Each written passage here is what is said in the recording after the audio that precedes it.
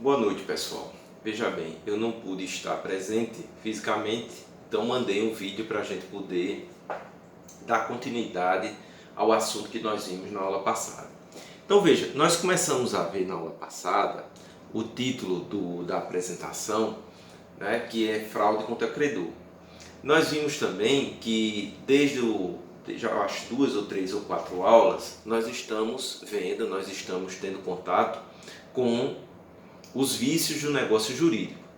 Então, dos 5 vícios, né, que nós vimos até agora, todos esses vícios são vícios anuláveis.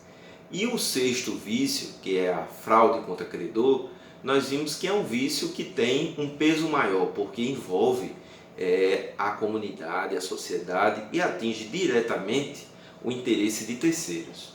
Como eu disse também nas aulas passadas, esse vício chamado de fraude contra os credores, ele é um vício social e que ele vai ter uma repercussão na vida não somente daquele contratante, do estipulante, mas também de toda a comunidade.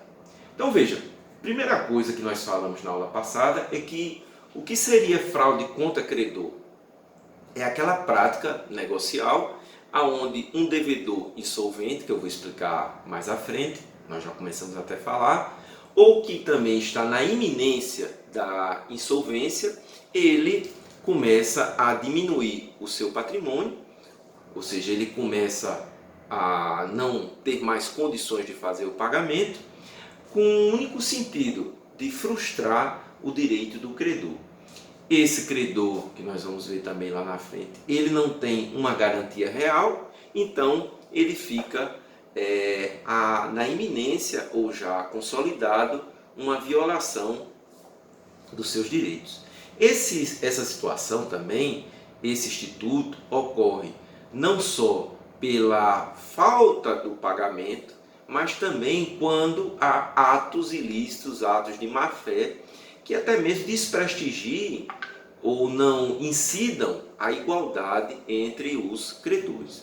Então, agora em diante, nós vamos voltar a apresentar esse instituto, tá bom? Então veja, primeira coisa que nós já falamos nas aulas passadas, que a fraude contra credor, ela é uma prática maliciosa que tem um único sentido, deixar de cumprir uma obrigação que o devedor tem com o credor. Nós falamos, o último slide da nossa apresentação foi a orientação, a descrição de quem seria esse credor. Nós vimos, na verdade, que devedor, a condição de devedor, não é algo ilícito, não é? Ou seja, ser devedor, todos nós, em algum momento ou constantemente, nos tornamos devedor. O grande problema desse instituto é quando o devedor ele não faz o pagamento da sua obrigação, quando ele não cumpre a parcela que ele teria que cumprir. Diante disso, surge o direito para o credor de exigir de forma coercitiva o pagamento dessa parcela, dessa obrigação. Então, veja que interessante, que nós vamos ver agora. O devedor, quando ele já não tem condições de fazer pagamento, ou quando ele é considerado chamado devedor insolvente, né? Quando há uma impossibilidade no pagamento das parcelas ou das obrigações, o que é que ocorre? Esse devedor insolvente, ele se torna, ele cria um mal, ele cria um vício na obrigação, na relação jurídica de obrigações. Porque veja, como é que eu vou exigir que alguém que me deve cumpra com a sua obrigação se ele não tem mais patrimônio, se ele não tem mais dinheiro, se ele não tem mais como cumprir? Então, o devedor insolvente é aquele que não detém, ou parcialmente, ou na sua totalidade, os valores para cumprir com a obrigação. Então, esse devedor insolvente, ele fica numa situação de inadimplência. E essa inadimplência pode ser momentânea, mas geralmente é uma inadimplência continuada, que não tem como o credor receber.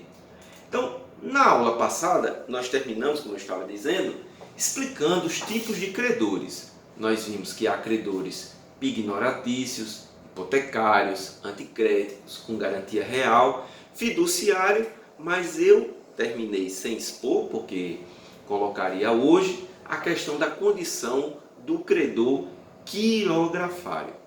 O credor quirografário, como vocês têm aí no próprio slide, no material de vocês, é aquele que não possui, não tem, ele não detém uma garantia real. Ou seja, apesar dele ter o direito, apesar dele ter a possibilidade de exigir coercitivamente a obrigação, ele não tem, porque o título que ele possui não dá a ele qualquer tipo de garantia real. Ou seja, não é um bem, não é um valor, não é um imóvel, não é um bem imóvel, não é uma obrigação que ele vai se titularizar. Resultado, o credor quirografário ele se torna um credor muito fragilizado.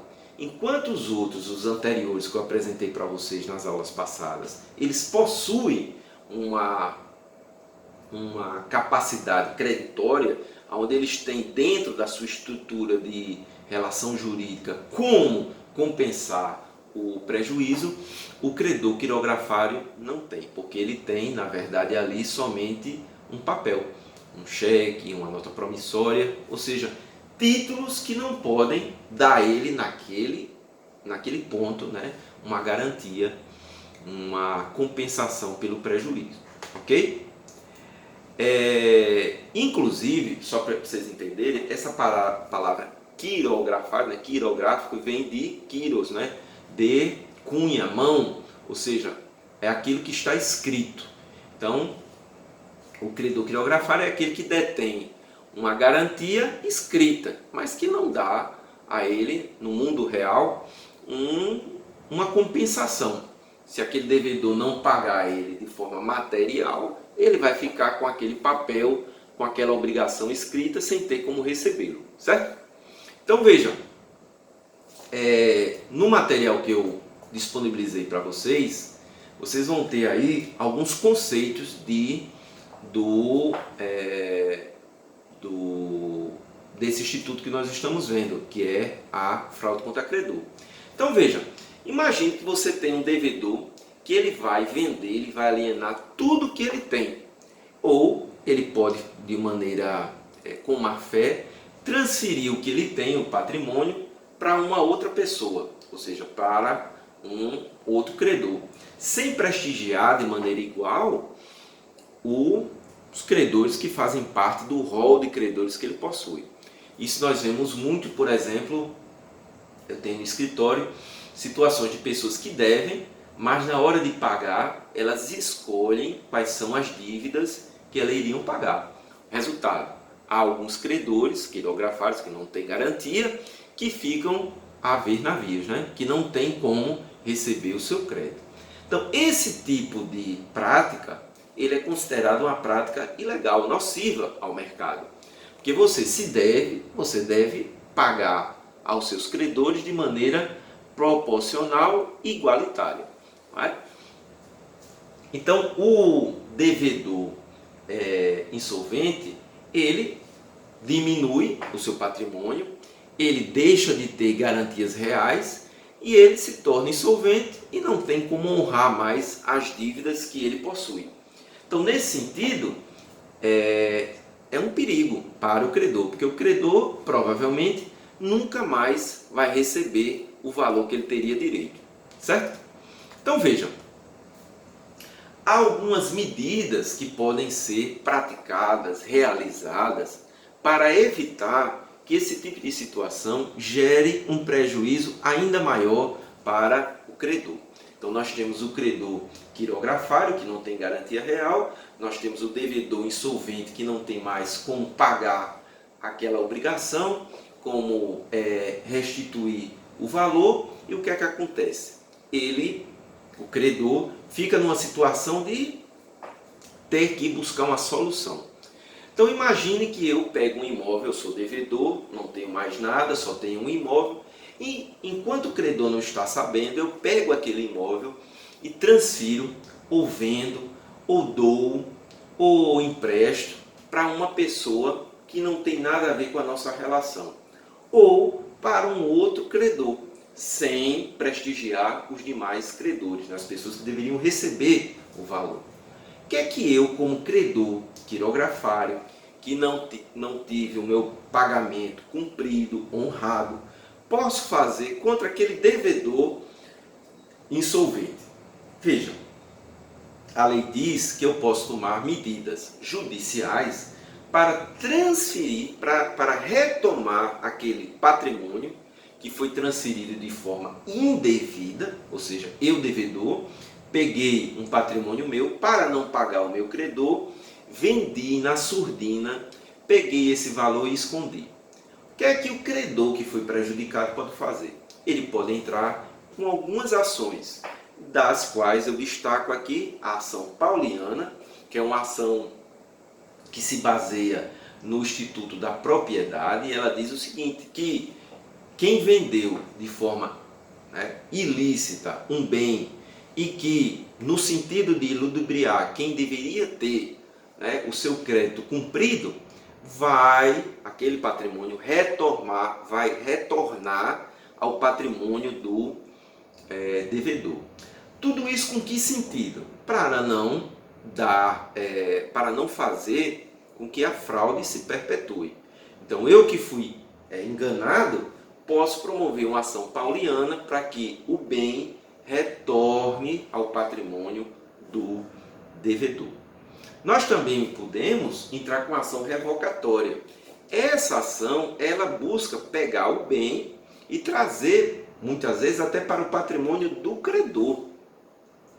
Pode ser até tida como uma ação adjudicatória, de eu adjudicar, de eu trazer o bem para mim, já que eu preciso ter uma garantia real sobre a minha dívida e que o devedor não me garantiu, não me entregou, por maldade, por má fé, por má intenção. Não é? Então, o credor quirografário pode promover essas ações para evitar que o seu prejuízo ainda aumente mais ainda, tá certo? Então, isso é uma possibilidade. O que necessitaria? Necessitaria aqui da movimentação do credor quirografário, certo? Então, essas duas ações buscam, na verdade, anular esses atos fraudulentos. Porque eu, como devedor, se eu devo e eu digo aos meus credores que eu não posso mais pagar, eu não posso agora pegar o meu patrimônio e me desfazer dele. Não é? Por quê? Porque os meus credores estão esperando que eu faça o pagamento da minha dívida. Se eu fizer se eu tomar esse tipo de atitude, eu estou, mesmo que eu acho que não estou cometendo um crime, eu estou cometendo um ilícito civil. Eu estou fraudando a obrigação que eu teria de pagar aos meus credores. Entendeu? Então, o código diz que o credor pode tomar os atos necessários para evitar que o seu prejuízo se perpetue, aumente ainda mais também. Então, por exemplo, eu vou dar aqui um exemplo que está no material de vocês, que é o cheque sem fundo. Quem recebe esse cheque sem fundo não tem garantia real. Eu recebi o papelzinho, estou lá com o valor de R$1.000 para receber, o devedor disse, olha, não tenho mais como pagar, no dia que eu puder eu pago a você. Então, esse papelzinho, o cheque, é uma promessa de cumprimento futuro, não é? Só que quando ele não tem fundos, o que vai acontecer?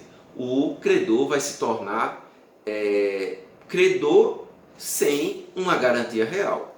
E isso é ruim, porque como é que eu vou receber um valor que eu não tenho como exigir? Então, o código, ele tenta trazer para a relação jurídica uma forma de consolidar o direito do credor. Então, neste caso, o que é que outra pessoa poderia fazer? Ela poderia entrar com ação de execução, dependendo se for o cheque estiver no prazo, uma ação de cobrança, não estiver mais no prazo, e aquela ação, depois de julgada ou na execução continuada, ela vai buscar bens e valores em nome do devedor. Mas chega num ponto que ela não encontra nada. ou seja, o devedor não tem valores, não tem bens. Muitas vezes o devedor esconde bens, esconde valores e fica naquela situação. Resultado, um belo dia a pessoa descobre que o devedor tinha um bem que não estava no seu nome e que ele agora transferiu para uma outra pessoa. Ou estava no nome dele e ele, né, como diz no popular, por baixo das moitas, né, ele de forma indevida e ilícita transfere aquele bem para outra pessoa para não ser atingido pela execução, pela penhora, por qualquer outro tipo de ação, de atitude coercitiva. Resultado, o credor percebe o ato fraudulento e pode tomar as medidas necessárias para encerrar esse ato fraudulento. Então ele vai promover uma ação pode ser a revocatória, ele pode promover a ação pauliana, ele pode entrar com a ação de nulidade, ele pode entrar como terceiro interessado, numa ação que esteja discutindo o valor de um bem, não é? Ou a transferência de um bem, entendeu? Tudo isso com um único sentido: anular o negócio jurídico. Então, no material de vocês vão perceber que a ação pauliana ela é descrita e ela é fundada, né, como um direito que assiste ao credor de revogar, de anular os atos praticados pelo devedor, certo? Por quê? Porque o devedor deveria cumprir com a sua obrigação, deveria pagar os créditos e ele não faz. Quando ele assim age, ele age de maneira ilícita, né? Então veja, para a propositura dessa ação pauliana, se torna indispensável que existe aí, né, tem que estar aí dentro, o interesse de fraudar, o dolo, a má-fé, que gerar o prejuízo no outro, né, tentar escapar de um cumprimento de obrigação, né? Ou seja, eu não quero pagar a dívida que eu tenho com o credor, eu, devedor, o que é que eu faço? Eu simplesmente tento me desfazer, dilapidar com o meu patrimônio. Isso é muito sério, isso não pode ocorrer, porque na ação pauliana ela vai verificando esse critério subjetivo e que na verdade ele pode até se tornar objetivo quando se percebe que há atos concretos do devedor em não pagar a sua dívida. Bastando que isso ocorra, o que é que vai acontecer? Eu devo, então, promover a ação, exigir que o juiz declare nulo aquele contrato. Aí o bem retorna para o patrimônio do devedor. Certo? Então, para que haja a caracterização da fraude contra o credor, ou seja, como é que eu sei que o devedor está fraudando o credor, que é a pessoa que deveria receber aquele valor? É muito simples. Veja bem, nós temos 3 critérios, basicamente, que vão ser aplicados no momento da análise do caso. Então, o primeiro critério é que deve existir uma dívida vencida, não é? Então, essa dívida negocial, ela tem que estar vencida.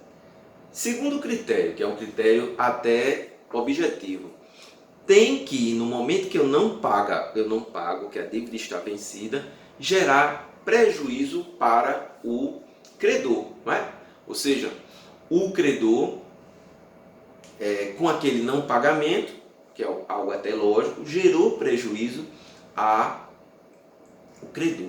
Então o devedor deixou de pagar, o credor deixou de receber, causou a ele prejuízo. E veja que interessante, nesse momento que o devedor diz que não pode pagar, que não vai pagar porque não tem mais patrimônio, que não tem valores para pagar, ele já é declarado como devedor insolvente, não é? A doutrina diz que de imediato essa condição se torna concreta, né? Você diz que não tem mais condições, aquilo vai se consolidar com a verificação, mas a sua declaração já se entende que você é devedor insolvente.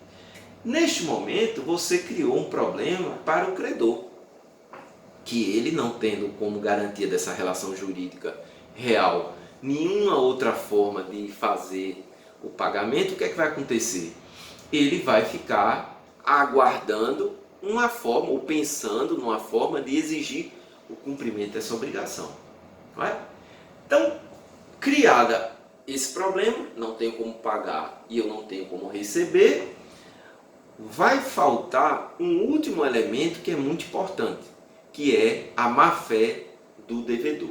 Então vejam, no momento em que esse devedor ele começa a tomar algumas atitudes que demonstram a sua má-fé, a sua má índole, a sua intenção de fraudar a dívida do credor, aí nasce o instituto da fraude contra o credor, né? Ou seja, eu fico devendo, não tenho como pagar. Até aí, isso daí é dívida. Então, a dívida com um devedor insolvente. Resultado: para se caracterizar a fraude, o ilícito, quer dizer, para que você, como credor, possa tomar atitudes de anulabilidade, o que é que precisa acontecer? Ser verificado no negócio jurídico atos de má-fé, atos que consolidem a má intenção, que identifiquem essa má intenção. Então, por exemplo, o código ele vai colocar de maneira objetiva alguns critérios, né? E aqui eu vou abrir, se vocês puderem, abram aí, né? o código para mim, a partir do 158, que diz o seguinte, por exemplo, tem até nos slides que eu passei para vocês, que são esses atos de má-fé, são atos de fraude, como transmissão gratuita de bens. Veja, primeiro exemplo. Então você é devedor, você deve a um credor e você diz assim ao credor: olha, eu não tenho mais como pagar, eu não tenho mais valor, eu não tenho mais bens. Ok. O credor vai ficar buscando bens, valores, o credor vai entrar com ação de cobrança, o credor vai entrar com ação de execução, o credor vai estar se movimentando para receber crédito. Enquanto isso, você, como devedor, pega um bem seu e doa a um terceiro. Ou seja, aquele bem que deveria ser pago, que deveria ser entregue, que poderia ser negociado, deveria, quem sabe, ser vendido para pagar a dívida do credor, ele se torna um bem que sai do rol de bens, que sai do patrimônio do devedor e vai para o patrimônio de um terceiro. Resultado: essa transmissão gratuita é um descompromisso do devedor com o credor. Quando ele faz isso, ele está praticando um ato ilícito. Um ato, inclusive, gravíssimo, porque ele deixa o credor que deveria ter recebido o valor a ver navios, né? Então, veja, esse é o primeiro exemplo da incidência de um ato ilícito. Segundo critério, segundo ponto, seria o perdão de dívida do devedor. Então, vamos lá. Ele é credor, eu sou devedor, eu devo a ele 100 mil reais e digo a ele que eu não tenho mais como pagar.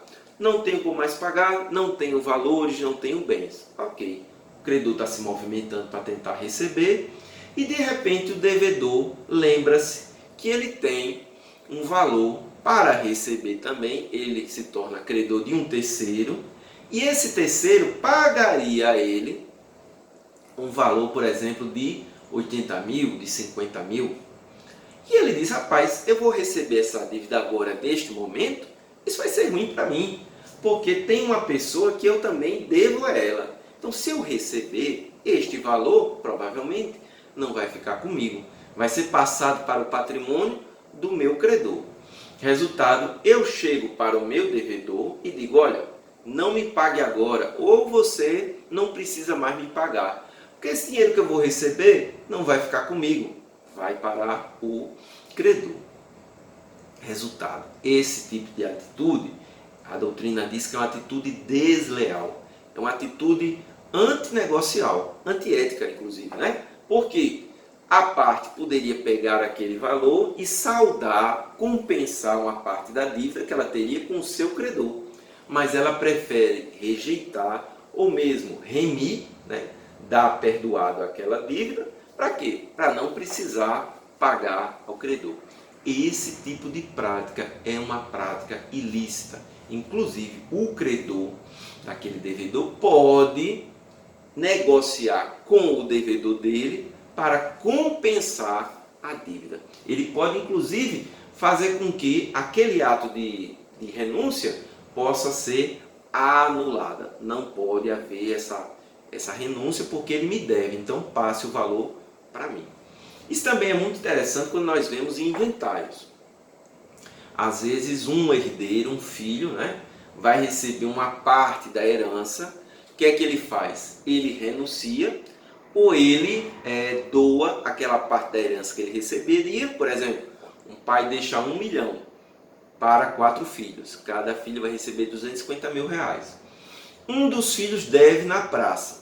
Aí ele diz, olha, eu não quero receber esses 250 mil não, porque o patrimônio do meu pai vai passar para os meus credores. Eu prefiro que esse dinheiro recaia sobre os meus irmãos. Eu renuncio ou eu dou aos meus irmãos. Esse tipo de atitude, basta que os credores se habilitem no inventário e digam o seguinte, você não pode renunciar. Esse valor vai ser dado a você e esse valor vai ser transferido posteriormente para os credores desse filho, desse herdeiro. Então, essa atitude é uma atitude objetiva de fraudar o interesse dos credores, entendeu?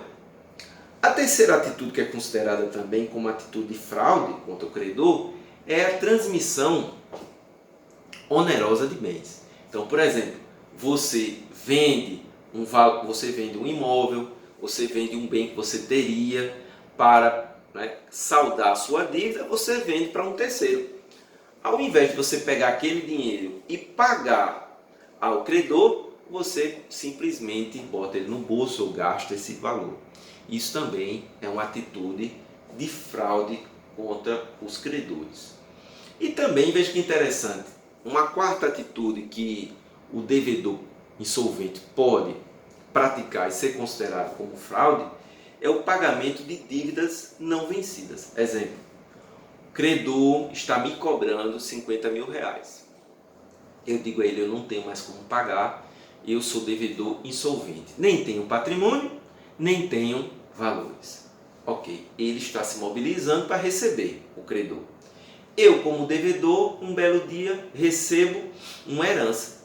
E peguei aquele valor, ou tinha um valor que alguém me deu, e de repente tem uma dívida que ainda não se venceu, a dívida da minha casa, né? A dívida de um bem que eu tenho. Como eu sei que eu não vou ter mais como movimentar dinheiro, eu pego e antes que aquele credor se torne também credor sem garantia, que entre no rol dos credores, eu, ao invés de pagar de maneira igualitária aos meus credores, eu pago uma dívida antecipada. Ora, aquela dívida antecipada não deveria ter sido paga. Esse valor deveria ter sido usado para pagar, para cumprir com as obrigações que eu tinha e que eu tenho com os meus credores quirografários, que não receberam valores. Entendeu? Então eu não posso me adiantar em um pagamento quando eu tenho outros pagamentos já vencidos, né, para cumprir. Então eu não posso fazer um pagamento de uma dívida não vencida em detrimento, quer dizer, em primazia em relação ao que já está vencido. O que está vencido eu devo pagar primeiro antes daqueles que estão por vencer, na condição de insolvência. Né? Na condição de insolvência eu não posso pagar uma dívida não vencida, eu devo pagar as dívidas que já estão vencidas. E a quinta atitude que está aí também, que vocês podem ver, é a atribuição de garantia de dívidas. Ou seja, você pegar um patrimônio que você tem, você pegar um valor que você tem e você entregar para um terceiro para garantir dívidas que você tem ou que terceiros da sua família têm. Então, por exemplo, eu devo ao credor credor me cobra, eu digo que eu não tenho mais como pagar. Ou seja, eu sou devedor insolvente.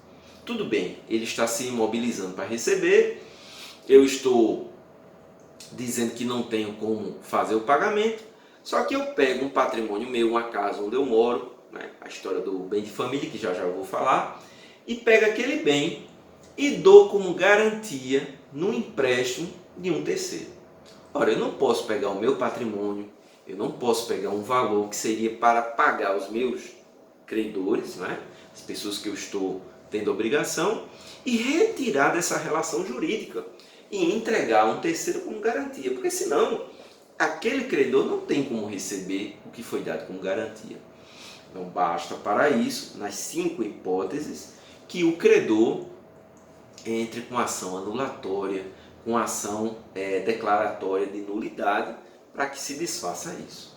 Só um pontozinho aqui, já que a gente falou sobre bem de família, na verdade, esse instituto não é chamado de bem de família. O nome correto é direito à moradia. É um direito constitucional, está na Constituição. Se eu não me engano, no artigo 37. Então veja que interessante. Todos nós temos direito a residir, né? Porém, a residência que eu tenho, ela não pode, se eu vivo lá com a minha família, não pode ser tirada de mim na maioria das hipóteses, né? Contudo, há algumas hipóteses que o tal chamado bem de família pode ir ser levado a penhora, a leilão, a praça, né? Então, uma delas é o seguinte: quando aquele imóvel, um apartamento ou uma casa, ele não cumpre obrigações condominiais. Ou seja, se eu tenho parcelas de condomínio e eu não pago, este bem de família pode sim ser penhorado e posteriormente leiloado. Outra obrigação que o bem de família tem é obrigações tributárias com o Estado. Por exemplo, obrigações de IPTU, obrigações de taxas de manutenção também. Ou seja, quando o bem de família ele dá razão para que o ente público cobre ele, né, porque são taxas necessárias, são impostos necessários, o bem de família pode também ser penhorado e ser praceado.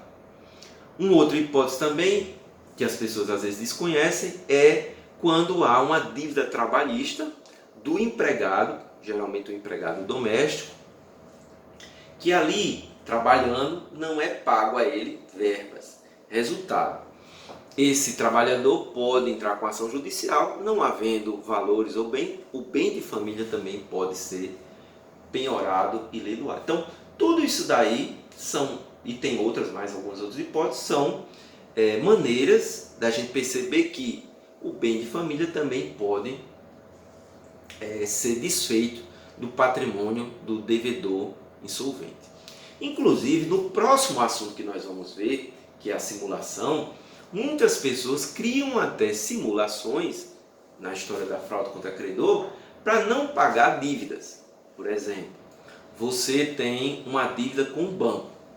Resultado: você não tem como pagar o banco está tentando penhorar a sua casa, mas está havendo a discussão de bem de família. Ou mesmo, aquela casa ela está hipotecada ao banco. Então, consequentemente, o banco pode ser que leve essa casa.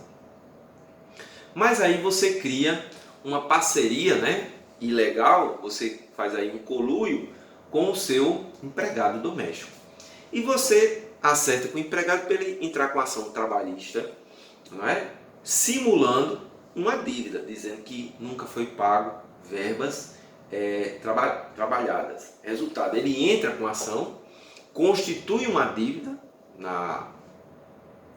na Justiça do Trabalho, no valor maior, superior, ou igual, ou mais ou menos igual ao valor da dívida bancária. E aí o que é que acontece? A dívida trabalhista, por ter natureza alimentar, teria prioridade numa execução. Então, aquele empregado receberia a casa, tomaria a casa para si, levaria a casa, adjudicaria a casa, ficaria com a casa e depois, por debaixo dos panos, passaria a casa, deixaria morar na casa o proprietário. Então esse tipo de atitude também é uma forma de fraudar credores e que nós vamos ver lá na frente é um tipo de simulação também, ok? Então vocês podem ler aí, por favor, o artigo 158 e os artigos seguintes, 158, 159, eles todos vão apresentar tudo isso que eu estou explicando agora, tá?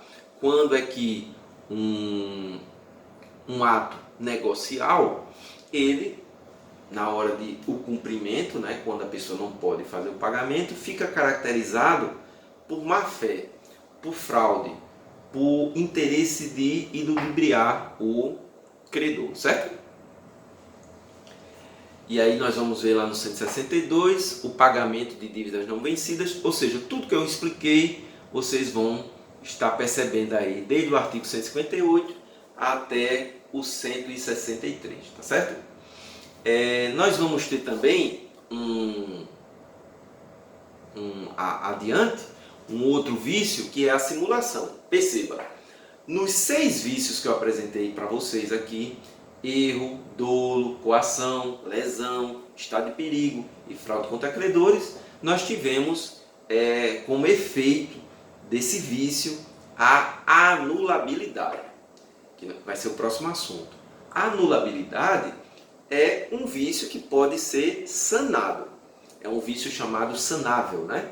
É aquele vício que, por um defeito, ele deixou de respeitar algum critério legal ou algo que a parte, que a gente diz, né, que a vontade, na maioria deles, deixou de ser respeitada, atendida, né? Inclusive os 5 primeiros, erro, dolo, coação, lesão, estado de perigo, o vício é um vício de vontade. Agora, o efeito, né, que a gente vai ver, né, é anulável.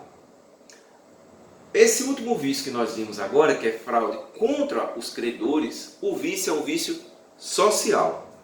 Por que social? Porque esta vontade viciada, ela vai ter uma repercussão não só entre as duas partes, não só entre os envolvidos na negociação, entre os contratantes, mas em toda a sociedade.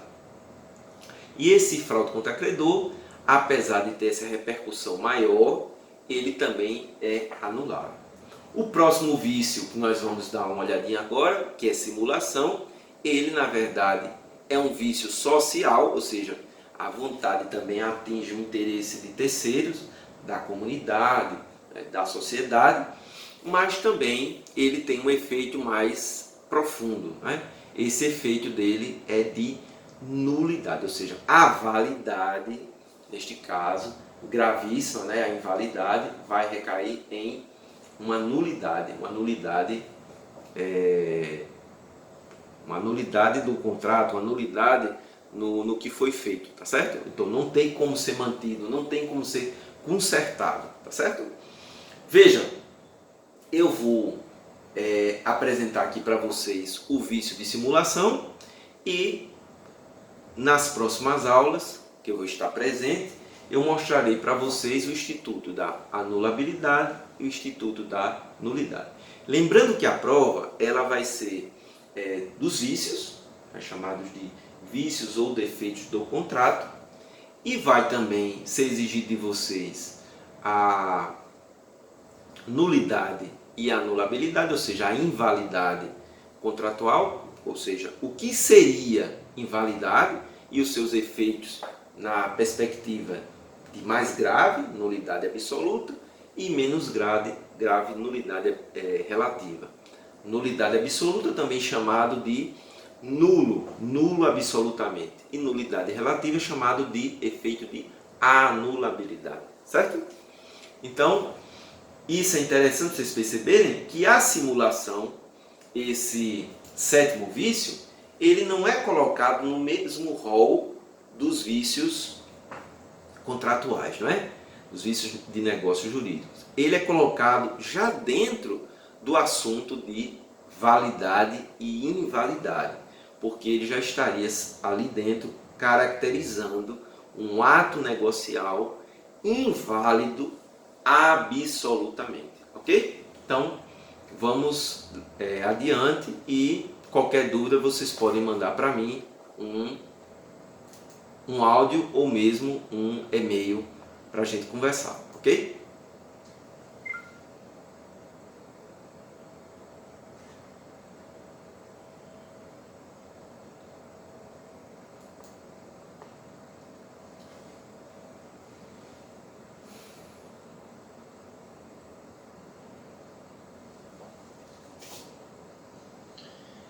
Boa noite, pessoal. Veja bem, eu não pude estar presente fisicamente, então mandei um vídeo para a gente poder dar continuidade ao assunto que nós vimos na aula passada. Então veja, nós começamos a ver na aula passada